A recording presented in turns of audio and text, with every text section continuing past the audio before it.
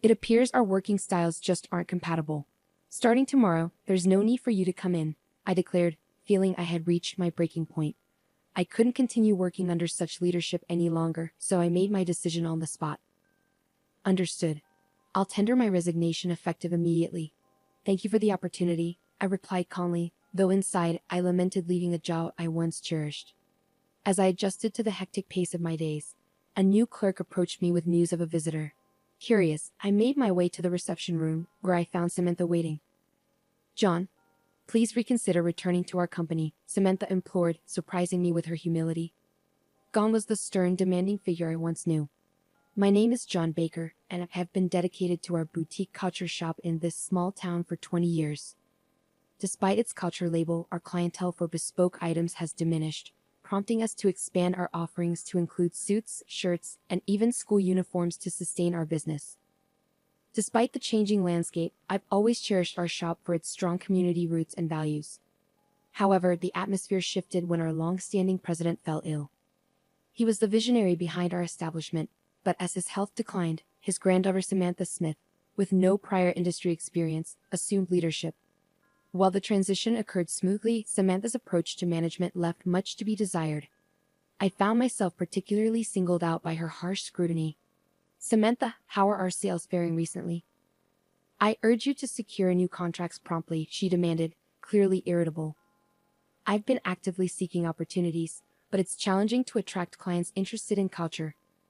The decline in demand is evident, and our traditional couture model is facing challenges, I explained, attempting to provide context. However, Samantha's response was unforgiving. I don't want excuses. It's not a matter of impossibility, it's a matter of effort. Until you bring in new contracts, merely servicing existing clients won't suffice. I expect you to expand our client base, she retorted with a heavy sigh, leaving little room for discussion. Don't assume you're here indefinitely. Spend more time networking outside. Don't return until you've clinched a contract, Samantha commanded, rising from her seat, her designer bag and impeccably tailored suit serving as symbols of her authority as the company's president. However, her penchant for spending work hours at spas and salons eroded the respect of her employees. Taking a break, Miss President? We have a 3:00 p.m. meeting regarding the uniforms, I interjected, only to be met with Samantha slamming her bag onto the desk with a resounding thud. A break? Let me make this clear, a president doesn't take breaks. It's frustrating to be lumped together with regular employees. Opportunities can arise unexpectedly, and it's crucial to maintain a visible presence. Think before you speak, she reprimanded sharply, before briskly making her exit, the glimmer of her ostentatious diamond necklace almost blinding in its brilliance. As the lunch break commenced, I hastily devoured my meal, reminiscing about the days when leisurely lunches were the norm before the previous president's departure.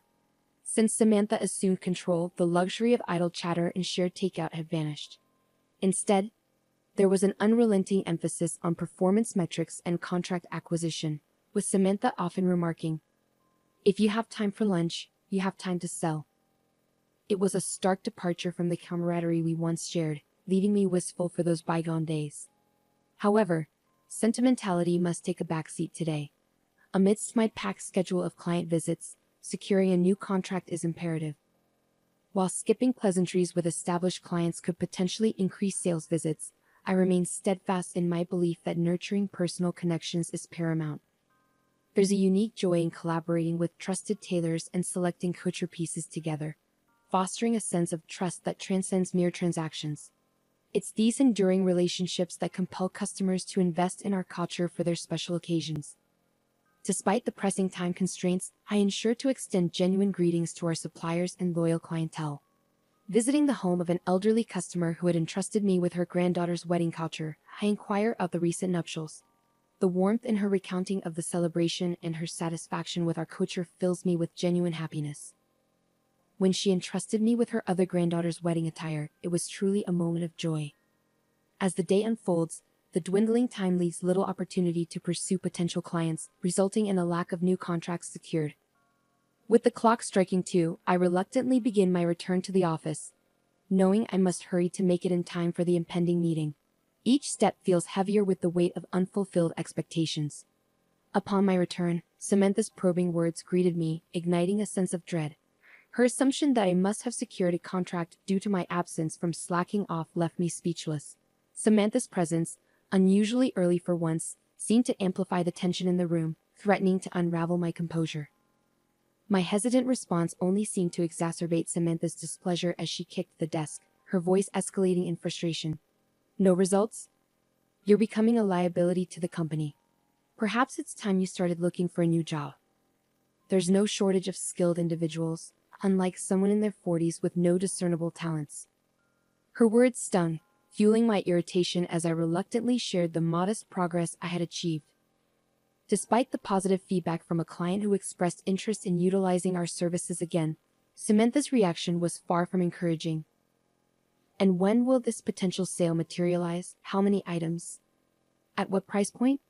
Is this a one-time occurrence or a recurring agreement?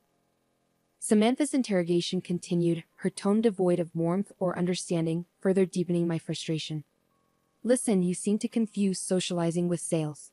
Sales isn't complete until the product is delivered and the invoice is sent. It serves us no purpose to inflate the significance of your casual conversations and boast about them. Though I felt the urge to retort against Samantha's assertion, the reality remained that I had failed to secure any new contracts. Determined to prove her wrong, I resolved to redouble my efforts and secure a contract the following day. As I began organizing for the impending meeting, Samantha unexpectedly interjected. Change of plans. I have an appointment to attend, so let's postpone the meeting report until tomorrow, Samantha announced, already preparing to leave. Caught off guard, I couldn't help but question her decision. Wait a moment, I was under the impression we had a meeting scheduled for today. If we don't confirm and proceed with the orders now, we risk missing deadlines. Your presence as the president is crucial. Is this appointment truly unavoidable? I queried, met with an unmistakably irritated expression from Samantha. It's an important dinner engagement. I don't have time to spare on this matter, so I'm leaving now, Samantha asserted, her tone brisk as she made her way towards the exit. Just before departing, she turned back to address me. Remember, your job isn't finished after the meeting. Once the orders are placed, go out and secure at least one new contract. And don't expect any overtime pay, so give it your all, Samantha remarked with a hearty laugh before exiting, leaving behind a puzzled meeting attendee who had expected the president's presence. However, I managed to reassure them and salvage the situation. In our small-scale company, trust is paramount. This was a principle instilled by the previous president, who led by example, always attending sales meetings and diligently overseeing deliveries. It was this commitment to service that garnered trust from our community, sustaining our business thus far. Yet lately, I sensed a decline in that trust. Determined to restore it, I resolved to handle the situation with integrity and secure orders as usual. After seeing off our business partners and gaining their understanding, I immediately began preparations for further sales visits. I'll be stepping out for a while, so feel free to leave when you're ready. Thank you all for today, I announced to my colleagues, eager to take proactive steps towards rebuilding trust in our company. It was already nightfall, the workday long over, as I exchanged greetings with a few remaining colleagues before embarking on my sales rounds. The following day, I arrived at the office with renewed vigor. The previous day's cold calls had yielded promising results. I had engaged with a potential client interested in revamping their company's uniforms. Though not a major corporation, our conversation flowed smoothly, culminating in the agreement of a contract on the spot.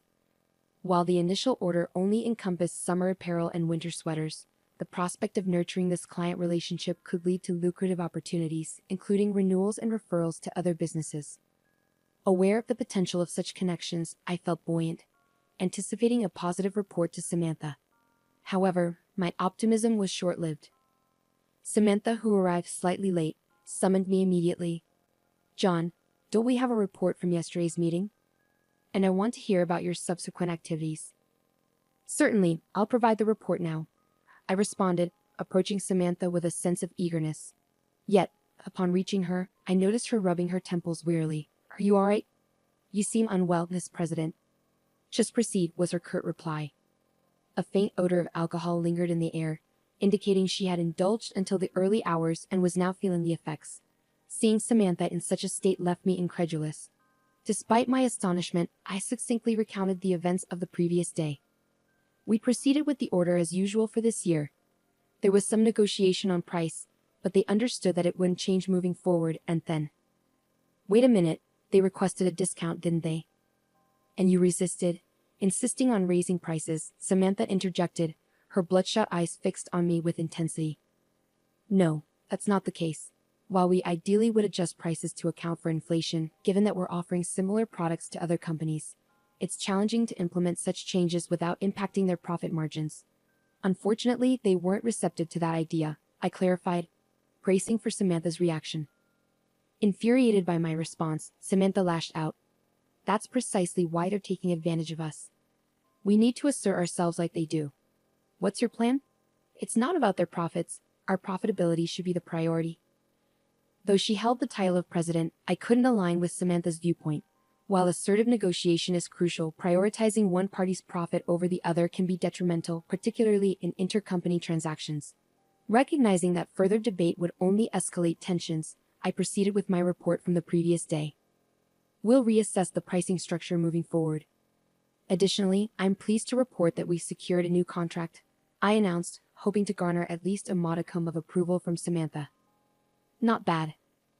What's the projected profit margin? Samantha inquired, displaying a faint glimmer of interest. We've acquired an order for summer clothing and winter sweaters from a small-sized company with a few dozen employees. While it's not a monumental contract, it represents a promising foothold for potential future opportunities, I explained, eager to highlight the potential for growth. However, Samantha's response was disheartening. Is that all? And it's not even culture? It seems your efforts outside of regular work hours have yielded little. Truly disappointing, Samantha remarked, her words piercing through my optimism. At that moment, I felt a surge of frustration and disillusionment wash over me, reaching my breaking point. Excuse me, but it seems you misunderstand the nature of this job. It's the relationships and connections we cultivate that drive our success, not just immediate profits, I asserted firmly, challenging Samantha's narrow focus. Though taken aback by my boldness, Samantha quickly reverted to her usual haughty demeanor. Understood, it appears we're not compatible. You needn't come in from tomorrow, Samantha declared, drawing a decisive line. I had reached my breaking point. Continuing under such leadership was untenable. Understood. I resign effective today. Thank you for the opportunity, I responded without hesitation, knowing that I couldn't continue in an environment that disregarded the importance of meaningful connections. With that, the decision was made for me to leave the job I once loved. Alone in the empty room, I grappled with uncertainty about my future. Despite leaving abruptly, I had nowhere to turn. My modest salary had left me with little in savings, and the prospect of financial instability loomed large. Then, unexpectedly, a familiar name flashed across my smartphone screen, Tom Wilson. We had attended college together, sharing fond memories and occasional outings. Though our interactions had dwindled in recent years, the call from an old friend filled me with hope. Long time no see, how have you been? Tom's voice carried warmth and familiarity, offering a glimmer of comfort in my moment of uncertainty. Indeed, it's been too long. I'm doing well. You sound great too, John. Tom greeted me warmly, though his next words cast a shadow over our conversation. How's work? Knowing you, John, I'd imagine you're excelling as a capable leader with a strong support network. It's a bit complicated. I've actually been unemployed for a while now, I confessed, feeling a pang of disappointment even in Tom's sympathetic response.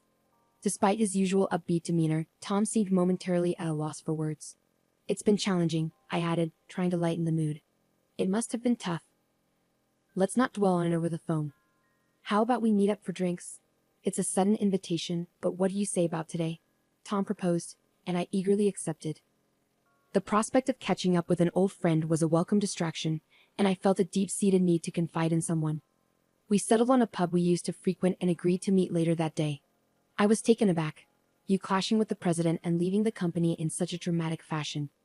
You used to avoid conflicts at all costs, always quick to apologize even when it wasn't warranted, Tom remarked, genuinely surprised by my recent upheaval.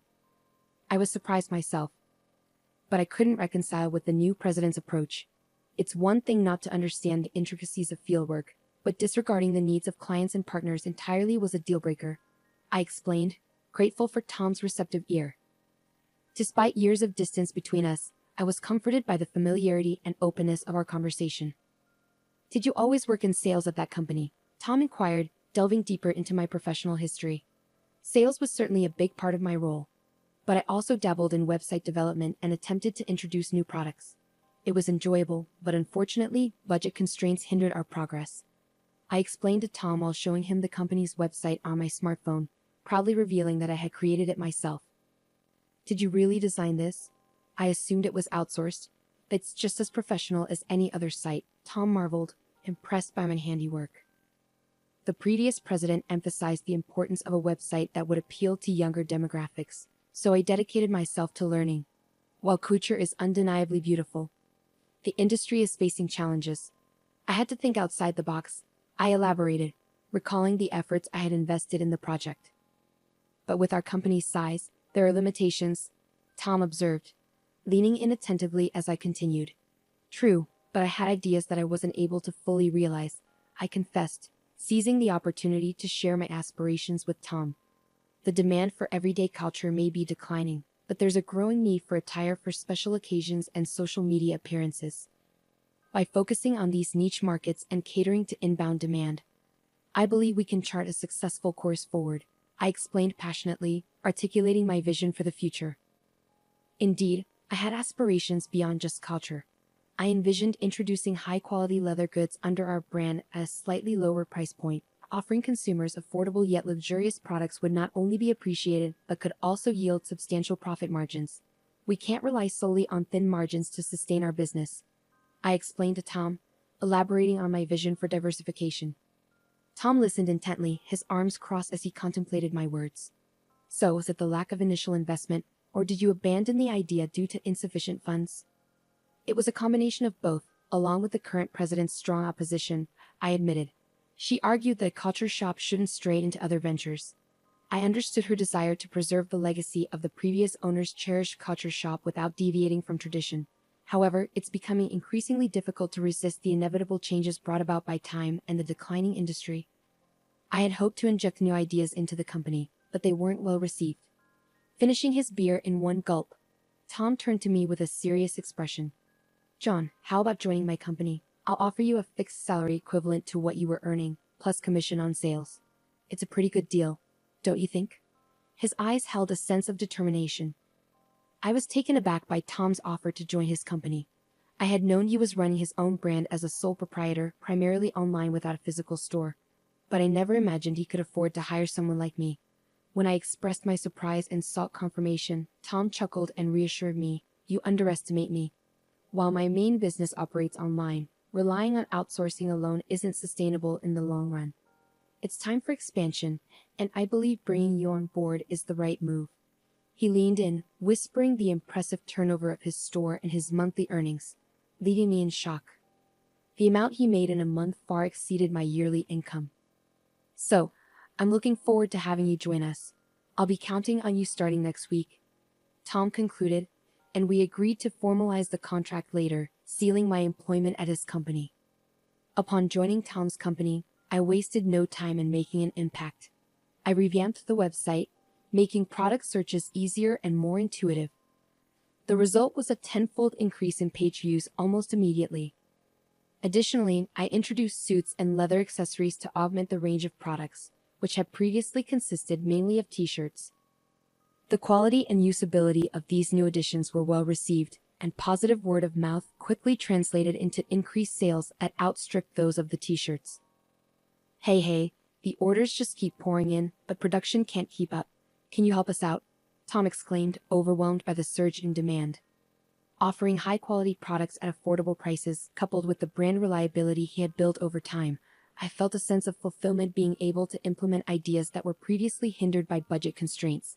As purchase notifications continued to flood in on the tablet, I realized production was nearing its limit, leaving Tom both pleased and scratching his head. "Your former company let go of a real talent.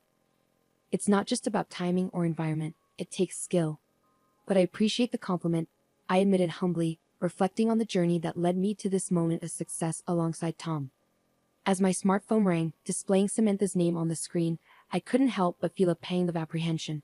Curiosity got the better of me, and I nervously answered the call. "Hello, John. Something terrible has occurred. Can you return?" I need you back right away. Is that possible? Samantha's voice sounded more frantic than I had ever heard it, prompting me to listen intently. What's happened? I inquired, my concern growing with each passing moment. Our Kucher clientele has threatened to take their business elsewhere if you're not present.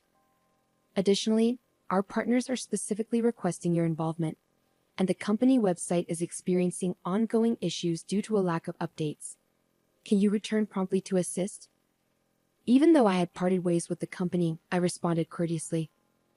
I understand the urgency, but I don't believe it's appropriate for me to directly engage with clients anymore. However, I'm willing to address the website and system issues on my next day off.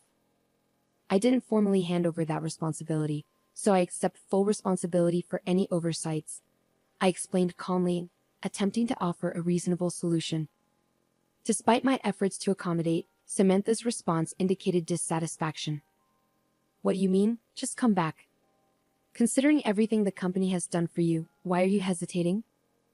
Samantha's tone was a mix of urgency and frustration. I was let go from the company. Are you suggesting a rehire? I questioned, trying to clarify the situation. Don't be so arrogant. I assume you're struggling financially now, right?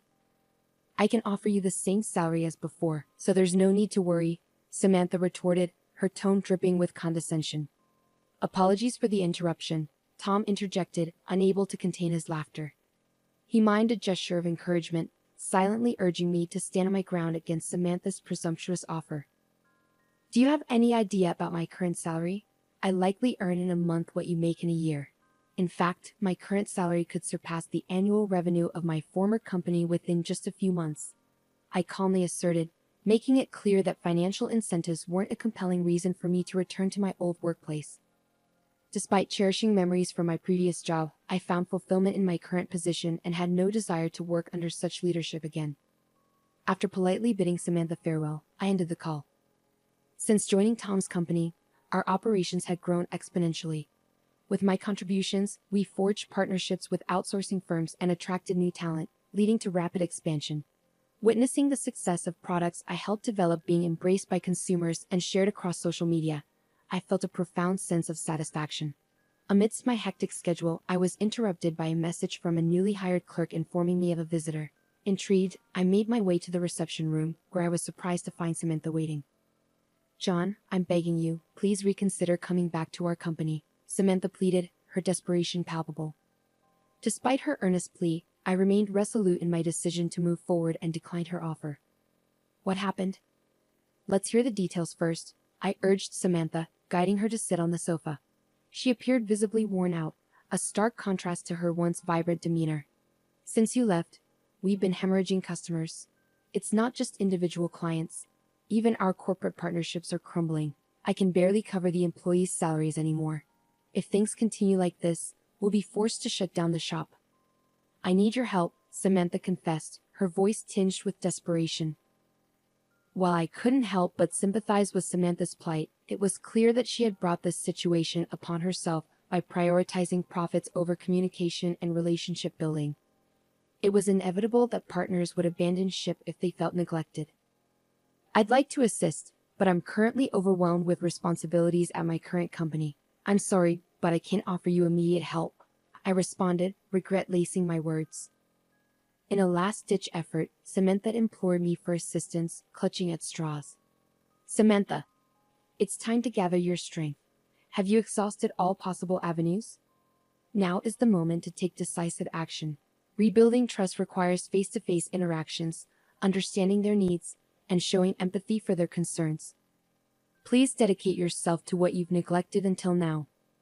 It's the only way forward, I advised firmly yet empathetically. With newfound resolve, Samantha wiped away her tears and nodded resolutely. You're right. I've made mistakes, but I'll start rectifying them from this moment onward. As I reflected on Samantha's plea for help, I couldn't shake the feeling of powerlessness that gripped me. Despite my genuine desire to assist, the prospect of starting anew seemed daunting and nearly impossible. Thoughts of the predecessor, to whom I owed so much, weighed heavily on my mind. I was determined to prevent the beloved company from succumbing to bankruptcy, but amidst the demands of my current responsibilities, I struggled to conceive of any actionable solutions. Frustrated, I bit my lip, grappling with the enormity of the situation. Several years had passed since I joined Tom's company, and during that time, our growth had been exponential. With each expansion came an increase in the number of companies we engaged with. John, what do you think of this?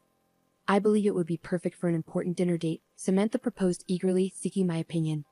It's fantastic. Exactly as I envisioned, and the fabric is exquisite, I replied, genuinely impressed.